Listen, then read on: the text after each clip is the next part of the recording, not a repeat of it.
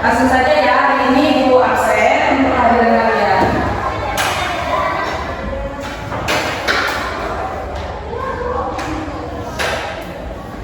Dari Muna, dari Dayati, dari Uma, hadir Bu. Terus, Najwa, hadir Bu. Laila, hadir Bu. Alhamdulillah, berarti hari ini hadir semua ya. Jadi langsung saja Ibu mau mulai dulu nih. Kan minggu kemarin masih ingat kita belajar apa? Tahara. Dan pengertian tahara ada yang masih ingat? Belum. Jadi tahara itu artinya bersuci. Bersuci dari najis maupun hadas. Kemudian kan kita di tahara membahas tentang macam-macam air. Jadi ada masih ingat nggak berapa macam-macam air yang dipakai untuk bersuci? 7. Iya. 5, 7. Oke, maaf.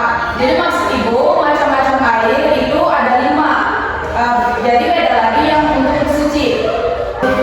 Kemudian kita lanjut dulu ya untuk pertemuan yang sekarang, yaitu kita akan membahas tentang macam-macam air mutlak. Iya, suci. Jadi sebelumnya kalian sudah belajar nggak? Sudah tahu apa itu air mutlak atau suci? Belum. Baik, jadi hari ini akan kita bahas.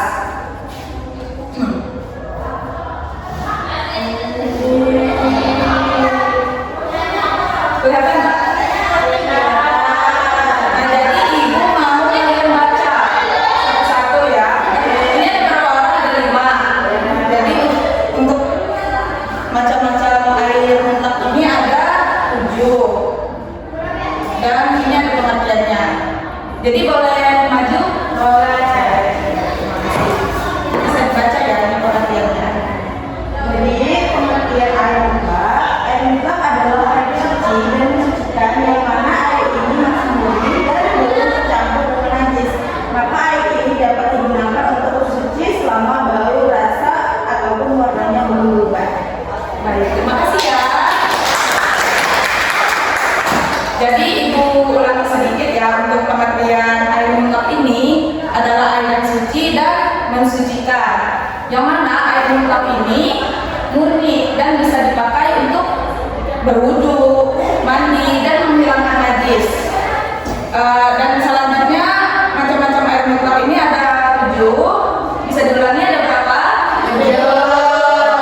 Baik, yang pertama ada air hujan, yang kedua ada air laut, yang ketiga air sungai, kemudian air salju, air mata air embun, dan air sumur.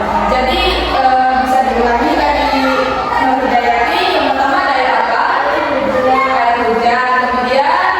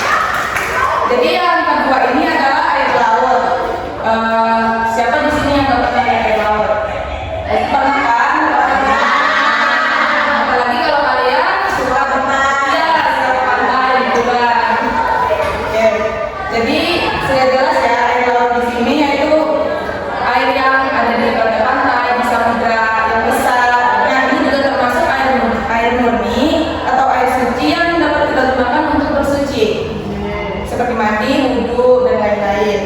Kemudian selanjutnya bisa kita tolong maju untuk membacakan air yang nomor 3. Ya.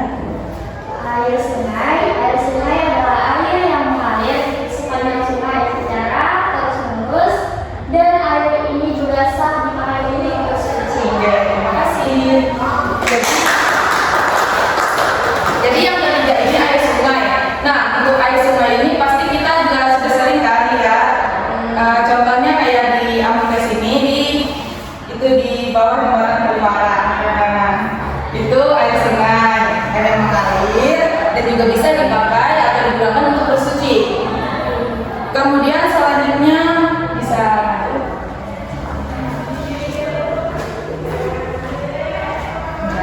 Selanjutnya air salju. Air salju adalah air yang berasal dari hujan atau uap air yang membeku di udara dan jatuh ke bumi. Jadi air salju yang mencair juga merupakan air mutlak yang suci dan mensucikan. Oke, terima kasih.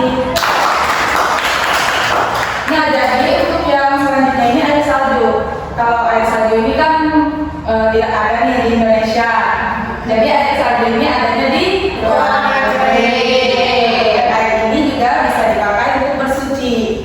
Jadi kita sudah tahu ya ada 4 macam tadi air yang dapat digunakan untuk bersuci. Yang pertama air hujan. Kemudian air laut, selanjutnya air sungai, dan yang terakhir tadi dibaca namanya air laut. Yang kelima ada air mata air. Yang mana air mata air ini adalah air yang keluar dengan sendirinya dari sumber alami di tanah atau batu. Jadi air mata air ini bisa kita lihat seperti air terjun.